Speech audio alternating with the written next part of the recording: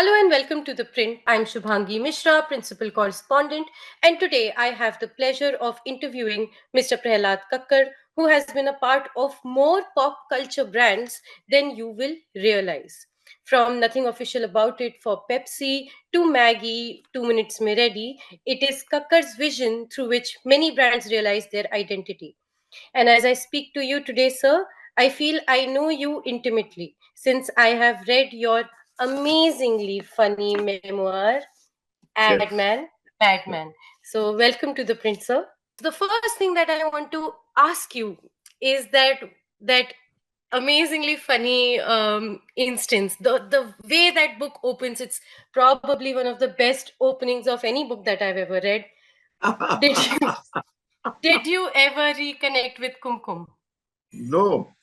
I've looked for all my life to see what actually happened to her, but I've never had the opportunity. I've met Hmm. Kumkum, but not the Hmm. Kumkum. Not the Kumkum.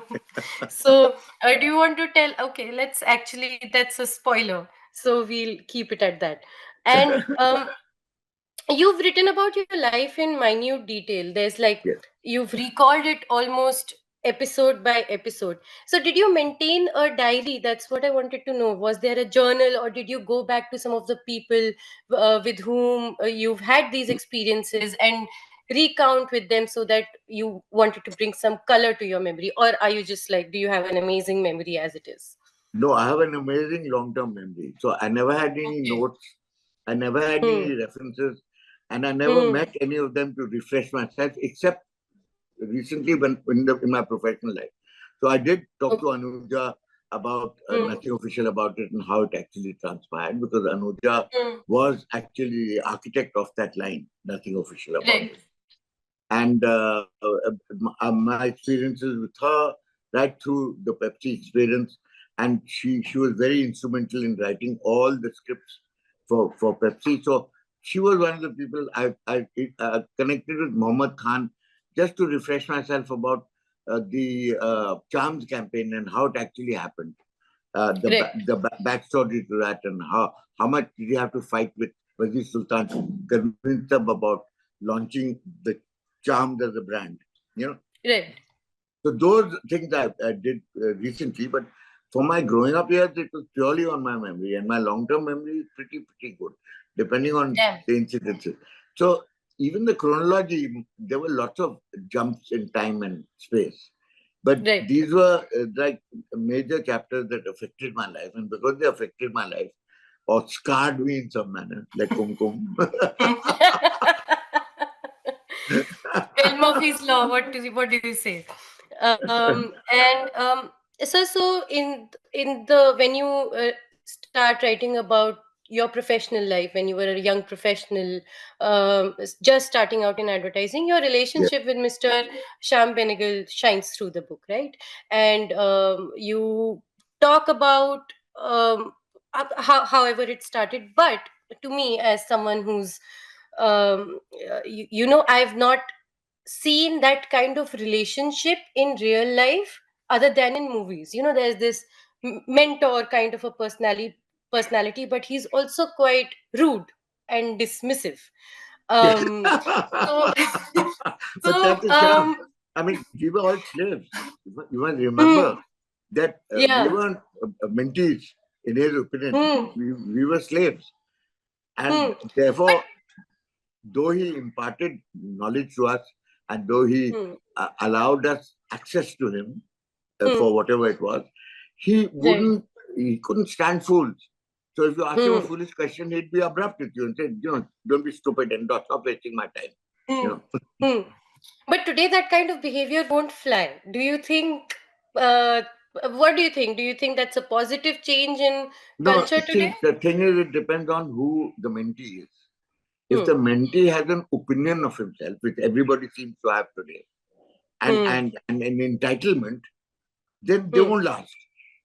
But if Right. they have humility and they come with no expectations except to learn, Hmm, then you will last, because your search is for knowledge, hmm, and you will go to any length, including being belittled, being criticized, hmm, being used hmm, as cannon fodder, being made to wipe floors, but it's all a part of the learning.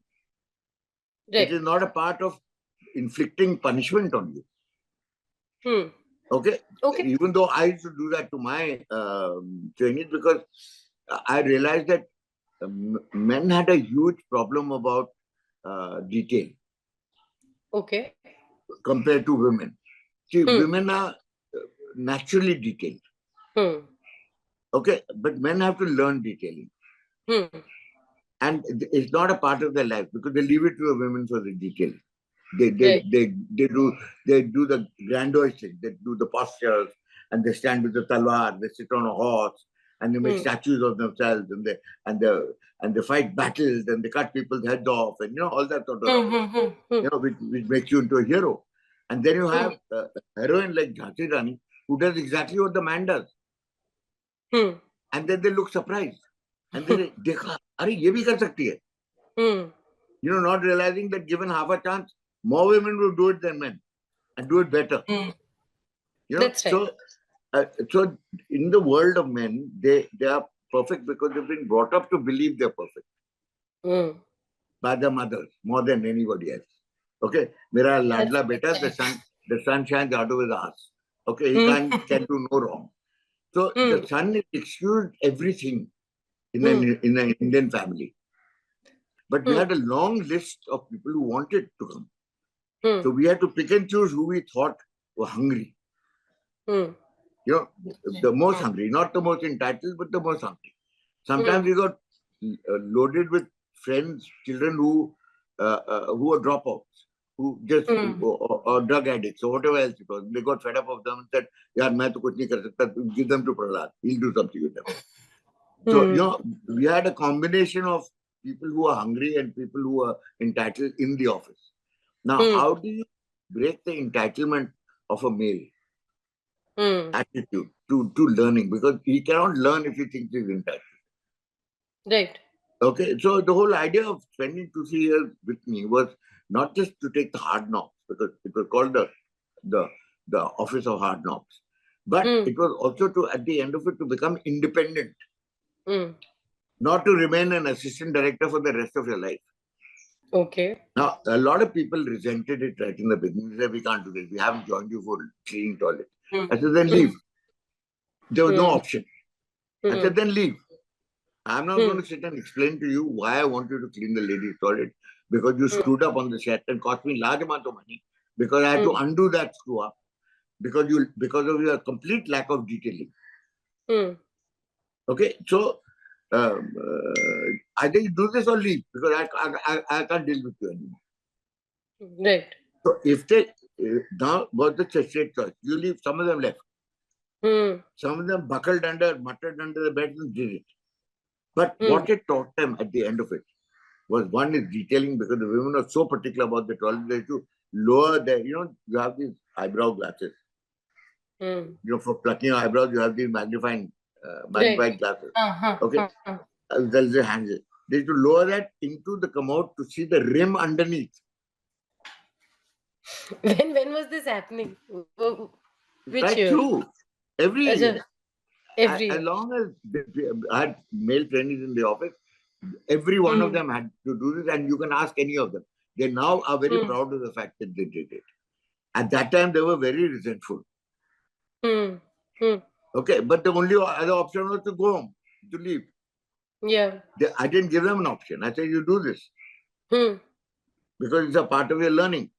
I'm telling you, this is a part of your course. If you're going to stay with me and learn, this is a part of your course of detailing." So that detailing of the way the women looked at detailing. Right, sir. So right now you say that it's not possible to have that. Well, I will not tolerate an entitled man in my office ever. Okay.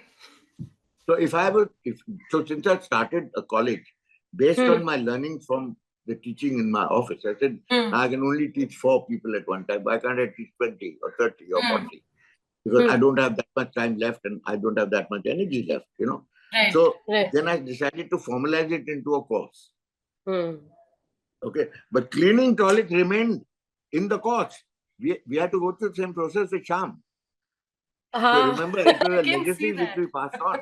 And all the people who trained with Sham became excellent filmmakers. Mm, that's right. And we had to, I mean, he was dismissive, he was aggressive, he was, if you made mistake, if he realized that your lack of humility was getting in the way of your learning, he'd be very hard on you. Because then his accessibility, the time spent with him was a waste of his time. That's right. Because you were just picking up the postures, you were just picking up the trappings of success. You were never picking up the sweat and blood that went into it. Right. So, sir, even though you just mention it in the book, you say that you struggled with dyslexia and sport came to your rescue as a young boy. Yes. So now, so many years later, does sport still come to your rescue? And you are a voracious reader. You love poems, especially T.S. Eliot. So T.S. Eliot helped me pataw many girls, believe me. I can see that. I read it. No, So, yes, truly. Let us go out, hmm, you and I, to when the evening is spread out against the sky, and you hmm, don't say the next line, because the next hmm, line is like a patient etherized on a table, hmm. which is a Now we down. don't get men reading poems for us, No, I unfortunately. should write poems also. By the way, I attempted to Ah, write poems I because know. I thought to myself, I can't afford to give flowers. I can't Hmm, afford to give chocolate. So hmm, what do I give to somebody who will not throw it away? hmm, Flowers you throw away, hmm. chocolates you That's true. consume. Hmm, Okay. So what is something that you do for a woman where she will, for whatever reasons, will hmm, keep it hmm. for Same. future use, and it's only something that you write to her. Yeah. Because if you can't write a letter and if you Hmm, send a WhatsApp, there's hmm. no power in a WhatsApp. You delete it, Yeah. however beautiful it might be. Yeah. But if you write a letter in longhand, in your own horrible handwriting and try and improve it, then she'll at Hmm, least take some effort to try and read what you written. hmm, And if it's a eulogy on her and hmm, your regards for her and her ability to be able to inspire you, hmm, then she'll fold it up and put it away in a secret place which she can look at later on. hmm, When she's not so involved, hmm, and where she can look at it dispassionately and say, okay, what was this guy worth? He was right. worth the poems that he wrote, Hmm. not the promises that he made and never kept. Do you still write poems for your wife? Maybe she's upset, and to pataw her, you write a nice little poem. Sometimes I need to, but now it's easier for me to quote from other writers and send it to her and say that this is how I feel. But, not only T.S. Eliot, but I had another favorite go-to poet, which was E. Cummings. Okay. So if you read E. Cummings, you'll realize that he's a very modern poet. Right.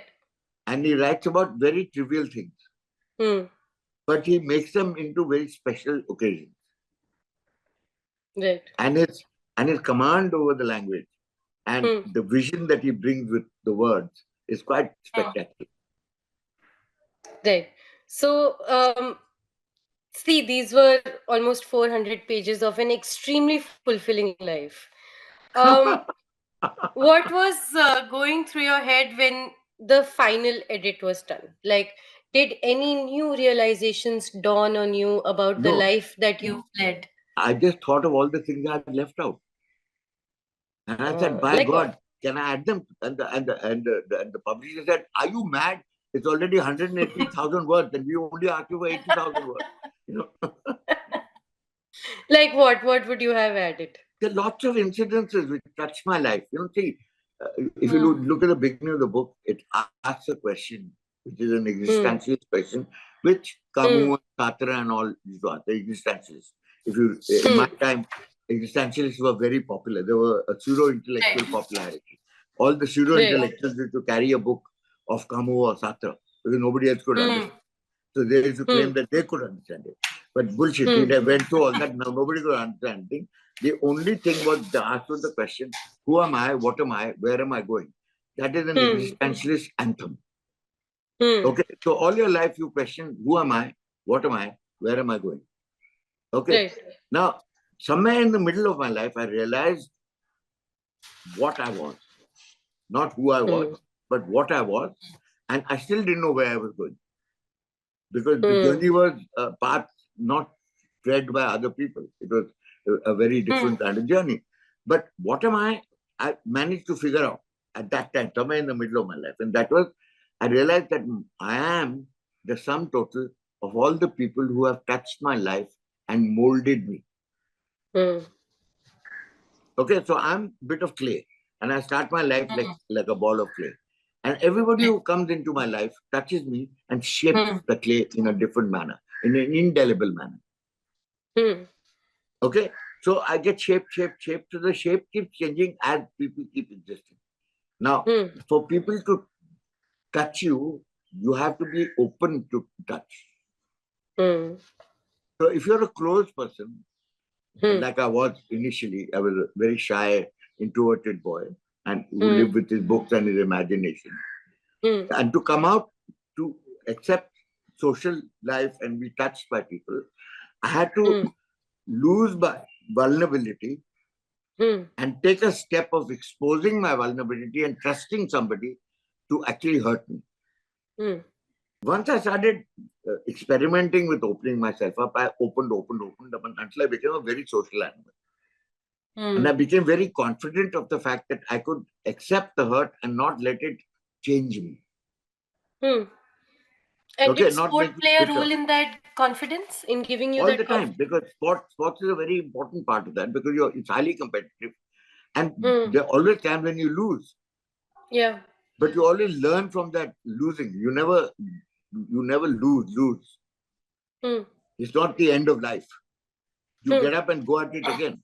Okay, so that is what sports taught me. Sports taught me the fact Hmm. that failing is not permanent. Hmm. Failing is only in your mind Right. because you only learn from failure. You never learn from success. Right. So everybody who's successful, if Hmm. you ask him truly, how many times did you fail before you became successful? Hmm. His life is full of failure. Yeah.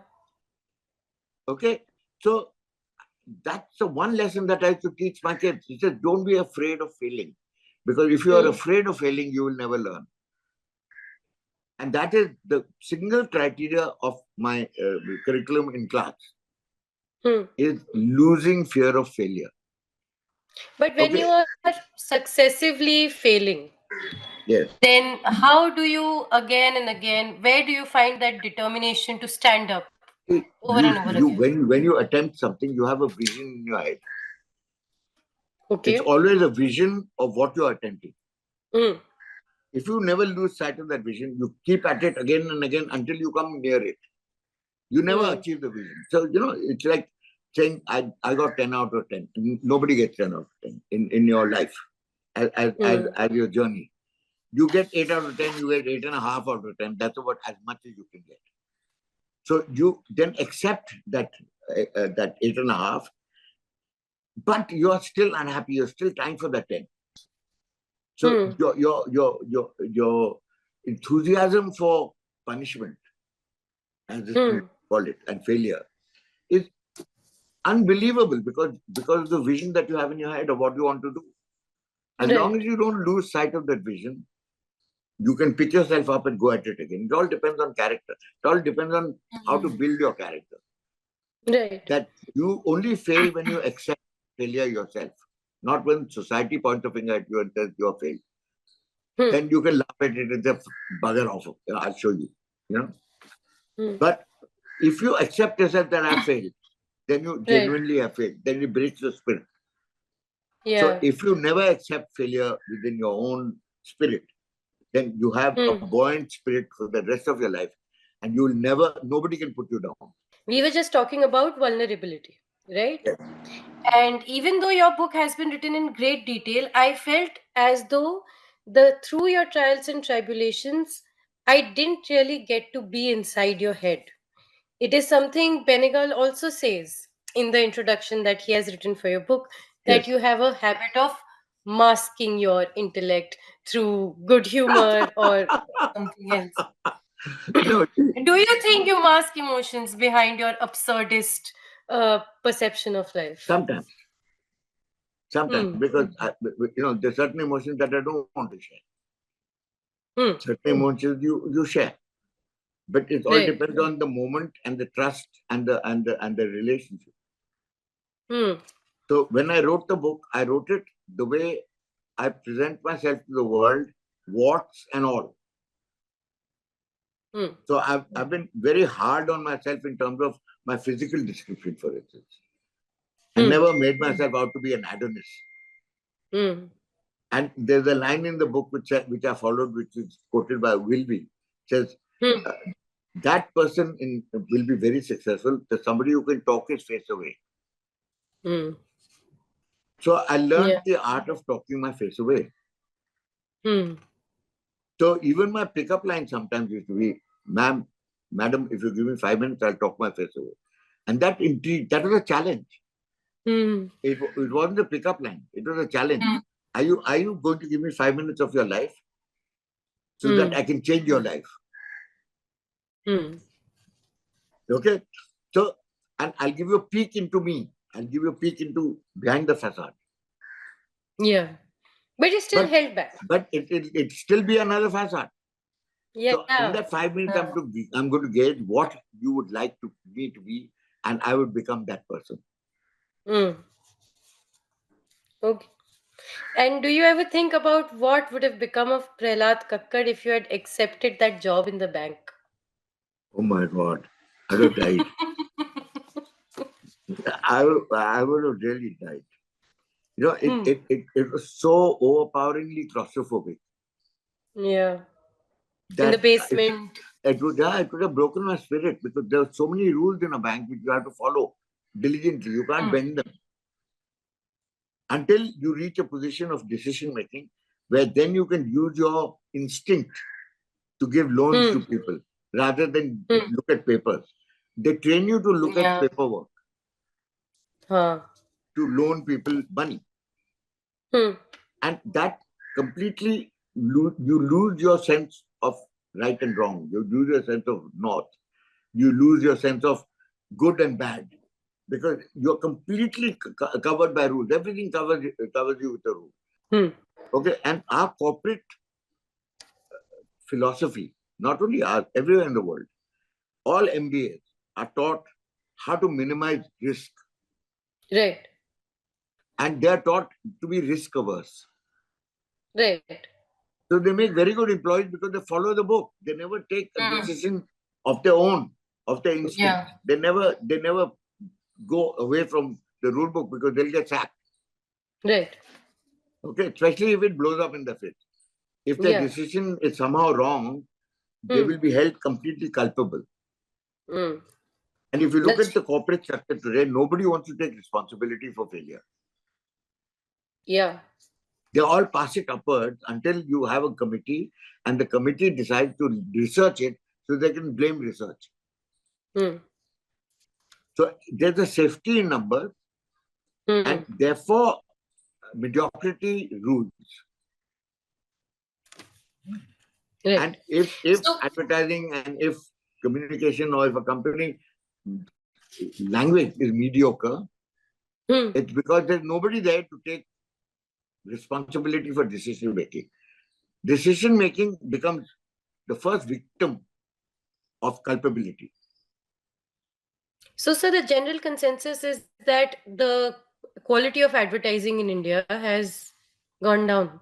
It's blamed on YouTube, etc., a lot. But do you No, it's not think blamed on this YouTube. lack of instinct? It's blamed on many factors. One is Hmm. finally advertising is recognized the reluctance to making decisions by management. Yeah. Okay, so now they've actually joined hands with them. Huh. So what Huh. has happened is that rather than fight them like we used to do and say, no, Hmm. you don't know, let's take this slightly risky approach, because it will give you lots of Yeah. dividends. It'll stand out. You won't have to spend so much money. Like, Sunil Alag, who was chairman of Britannia at that time, used Hmm. to quote something. He said, I cannot afford to be mediocre because I don't have the money. Hmm. Only if I was the lever could I afford to be mediocre. Yeah. So mediocrity comes from lack of decision making. Hmm. Okay, or taking responsibility for decisions at a very early stage in your company. So Right. I have to teach my kids that you are the owners of your decisions. Hmm. If you don't take a decision in the next 5 seconds, I will sack you. And it doesn't Exactly. matter if you're wrong. It doesn't matter if you're wrong or right. Hmm. Because there are no wrong decisions. There are only no decisions. Those are wrong decisions. Because even if you take a wrong decision, it takes longer, it costs a little more. But the goal is the same. The goalposts don't change. Yeah. Even when you're making a wrong decision, you're still trying to kick a ball into a goal. Hmm. Where you go from the left, right, over, giving to a goalkeeper, and then it's only a methodology. If you don't give up on your Hmm. decision halfway through because of criticism, Hmm. you will never reach the goal that you set for yourself. Then you actually fail. Right. You understand? So there are no wrong Hmm. decisions. It is just the Hmm. ineptness of people to take a decision and take responsibility for that. That is what actually has created mediocre advertising today. Yeah. The killing of instinct. The killing of instinct, the gut, as they say, the gut reaction. At my time, Yeah. our clients trusted our gut. Yeah. They said, go with it, don't worry. Right. गलत होगा तो गलत होगा, कोई बात नहीं. Huh. We had that assurance. We had that Hmm. capacity to be able to take decisions which were like seemed completely out of the wall, but they all worked. Like Hmm. when I took a decision to take a haloed jingle for Britannia, the ting ting ting which I had for years, which was Hmm. musical. When I Hmm. decided to make it verbal, Hmm. there was a huge debate in Britannia, and said, can we do Hmm. this? Because this is sacrosanct. This is the Bible. Hmm. This is the Quran. This is the Vedas. How can you change them and their Hmm. presentation? Hmm. It was Sunil Allah who turned around and said, okay, do it. So we took the ownership out of the company and gave it to the consumer. Right. That he understood. Right. Everybody else was following the rules of being sacrosanct. नहीं इसको मत छो, ये हमारा Hmm. signature है, ये ऐसे ही Hmm. रहेगा. And what they Hmm. do is they to give us a copy of the original tune and say use it as it is at the end of your film. Don't change it Hmm. and don't re-record it. So here I'm telling them that the consumer is going to bite a biscuit and say ting ting ting in his own way. And Hmm. sometimes say ting ting ting ting. Sometimes say ting ting Hmm. tung tung tung. And it's your own Yeah. interpretation, but it's the same thing. Yeah. So you suddenly hand over ownership Hmm. of a brand to its consumer rather than just keeping it to the management. Yeah. Now that is a huge, huge step. Okay, It is. but it worked. Yeah. Because that makes the brands our own. Yeah, exactly. You get ownership, huh? Yeah. If you can say You ting did ting that ting, with Khatak also. even with Khatak, correct. Yeah. So the whole process was to actually engage with the consumer and make him a part Hmm. of the process. Make Yeah. them Which feel is an missing today. emotion, make them laugh, make them cry, make them feel sad, make them feel happy, but make them feel. Yeah. Now we've lost that, Absolutely. Yeah. except for one or two people who are still hanging in there and doing it. Amit Sharma of Chrome Films. Look at his Hmm. work. It is outstanding. It's Yeah. storytelling at its best. Right. We've forgotten to tell stories because we've gone from the 30-second format, from 60 seconds it became 30 seconds, and we Hmm. struggled with it. Then it became 20 seconds, then it Hmm. became 15 seconds, now it's Hmm. 10 seconds. Yeah. So it's a challenge to tell a story in 10 seconds. It's not impossible. Yeah. Huh. But it's a challenge. It's a whole new ball game. Hmm. But nobody is willing to So, put in the sweat and the effort to huh. make a 10-second tell your story. That look at your 10 seconds. They're eminently forgettable. But sir, you should see what these some of these now Punjabi schools, some Punjabi visa services are doing. They're doing a damn good job on Instagram Reels. I'm sure. Sir, you were also in the thick of Cola Wars. I know you've mentioned it in the book, Yeah, but yeah. what was the atmosphere like in the ad world when these two giants had come to India and they were just going at it? I think they connived. Now, looking back in hindsight, I think Hmm. they both got together and said, let's fight a war and get all your consumers involved in that war. So that the brand loyalties are very clearly defined. So it's not that Yeah. you're drinking a cola, you are drinking a Pepsi or nothing. You're drinking a Coke or nothing. You're drinking a Yeah. thumbs up or nothing. Correct. Okay. So what Hmm. the cola war did was to actually completely solidify Hmm. the consumer. Hmm. So he had three choices. One Hmm. was anti-establishment and funny, Right. which was Pepsi. That Right. there's nothing official about it. We are who we are. We're the youth, and the motto of the youth Hmm. is to actually break all the rules. Hmm. Okay, so that was Pepsi. Hmm. There was Coke with solid family value. Hmm. Okay, and the oldest brand in the world Yeah. and the largest. Right. So they had the whole power of money, deep pockets, Hmm. and the belief that this is a family brand. Hmm. It's not just a young brand, it's Right. everybody's brand. Correct. It's everybody's. Hmm. Okay. And then there was Thumbs Up, which I had Hmm. to resurrect because they tried to kill it and they couldn't. Hmm. Okay. They couldn't kill it because all the Thumbs Up people moved to Pepsi. They Hmm. didn't move to Coke. So Hmm. they had to scramble around and resurrect Thumbs Up. Now, Hmm. there were two already colas with two ends of the spectrum. So Hmm. what was left? So Thumbs Up was left with Chhati pe baal, haath mein banduk. Okay. Yeah. It's the Huh. Thunder. It was the macho Correct. brand. It Correct. was this Huh. hairy-chested guy who was the hero. Whether Hmm. it was Salman, whether it was Akshay, whether it was whoever it was. They were doing Hmm. impossible. They were doing what the impossible thing that everybody else did. Where everybody Hmm. else did ordinary things. Thumbs Up did impossible things Hmm. because they were macho, and they rule. They rule the second tier, third tier, fourth tier town. Hmm. Okay, and everybody says this is an Indian brand, and I'm karenge. Hmm. So you have very clear segments Right. which were all created by advertising, nothing else. There is Hmm.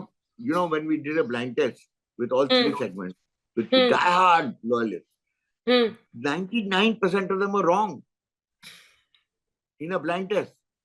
So Yeah. there's nothing, there might be a very subtle difference in flavor, taste, flavor, and all. Hmm. But Hmm. eventually it's in the mind. It's all in the mind. The loyalty, the fighting, and the cola wars helped that. It Yeah. increased the market share constantly. Correct. Huh. And it solidified their base. माहौल बना दिया था. Bilkul. It Hmm. became very fashionable to be either a Pepsi drinker or a Coke drinker or a Thumbs Up drinker. Hmm. You carry it on your shoulder. Right. मैं हूँ. So before Pepsi, you also worked on Gold Spot and Parley. And when Yes. Coke bought these brands, Limca, Gold Spot, Thumbs Up, and essentially tried to kill them, being a part of Pepsi in this entire war, did it anger you even more? Not really, but because I knew they wouldn't be able to, because this was very Angrez idea that अगर Mm. lesser brand को kick कर तो सब हमारे पास ही आएंगे. They didn't Uh, realize that Indians are a different animal altogether. They weren't, brainwashed like the Goras are, that we had a correct. choice. So we said, नहीं, अगर ये नहीं मिल रहा है तो हमें क्या चाहिए? Do you want the choice of a new generation? Do you want a Hmm. solid family value thing? Or do you want छाती पे बाल हाथ में Hmm. बंदूक? You know? Hmm. Okay, random question, but do you think of your former pet snake, Fluffy the Python, ever? Well, Have you I got? wonder how many rabbits and deers he's eating now, because he was let loose in the Sanjay Gandhi Park. Yeah. So after he changed character by Mm. eating a live chicken, thanks to Satish Shah, Yeah. you know, his whole we all looked at him differently. He was no longer this sloppy little snake that was wandering around the office, where everybody is grabbing him and kissing him and all that. Suddenly everybody got like, hello, ye to kuch aur hai. You know? So, did you ever pet a snake after that? No, Ever I'm okay with snakes. domesticated one? I'm okay with snakes because I've learned from my experience that the 95% of all snakes are harmless. Yeah. There's only Okay. 5% that might not be harmless, and they also give you lots of signals. So Hmm. snakes. So by the way, that is a part of my curriculum. Snake Okay. familiarization. You know why? Because we Why? Indians have a phobia about things. The greatest fear we have of Uh, anything is snakes. hmm. We dream about Yeah. them. When you have a Yeah. nightmare, it's usually about a snake. Right. So to get rid of that phobia, you have to actually make kids handle snakes and realize how beautiful they are. Wow. Okay. So, other than any campaign by you, which is your favorite Indian ad campaign ever? I've been asked this question many times. It's like I'm give the same answer. If you have Acha. 100 illegitimate children, Hmm. who will you choose as your favorite child? Hmm. The last one, the youngest. So every ad is remembered for its stress points. Hmm. So there are no favorites. Everyone is in its own different. The experience was different. It was a learning experience. Every single one of them was a learning experience. Nothing was just brushed under the carpet. Right. So even the bad ads, we remember very clearly. I remember very clearly because they were bad ads. And we looked at them and we just covered ourselves in shame and said, how can we do this? How can we tell everybody that we did this? So we used to lie. Hmm. We used to say, "Humne nahi kiya." And if you say it 100 times, believe me, you start believing it yourself. So if anybody turns and says, वो वाला ad यार किसने किया? तो पता नहीं बहुत बुरा ad है यार, हमने नहीं किया. And who is your current favorite ad man in the country? I like Amit Sharma of Chrome. I think he is the he leads a very lonely battle. You know why he's successful?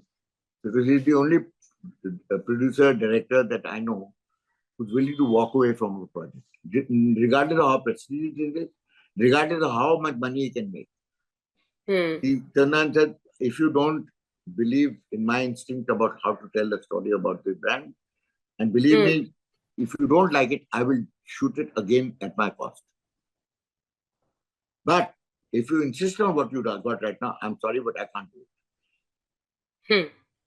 And he'll walk away. He has the ultimate power, the power to walk away. Because I try and teach my, acolytes, my mentees.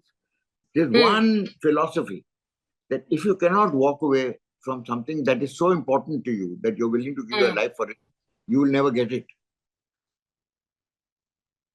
If you cannot walk away from something so important that your life depends on it, you will never get it. Okay, on that note, thank you for joining us for this interview today. And I thought about saying this to you. It always sounded weird, but I'll still say it to you. Congratulations. You've led a great life. It was such a ride for me to read also, and I got envious. I was like, what is this life? Why have these things not happened to me? But maybe. No, trust me, you're lucky they don't happen to you. Because I mean, look at the incidents in my life being thrown out of play school for flashing. Yeah. I mean, Yeah. at that age, nobody knows the difference. Yeah, but yeah, that incident, yeah, it was something else. No, but if you look at it as the first chapter, all the other chapters are equally outrageous because my take on life is totally different from everybody else's. I used to sort of Asma said, why me? I had to ask Hmm. God. Because I said, no, ये किसी और को तो होता नहीं, मुझे क्यों होता है? You know? So one Yeah. day God answered. Hmm. He said, because he said, तू अपने आप को हीरो समझता है. और therefore, running away and living to fight another day is not in your vocabulary. तू खड़े होके मार खाता है because Right. you think you're a hero.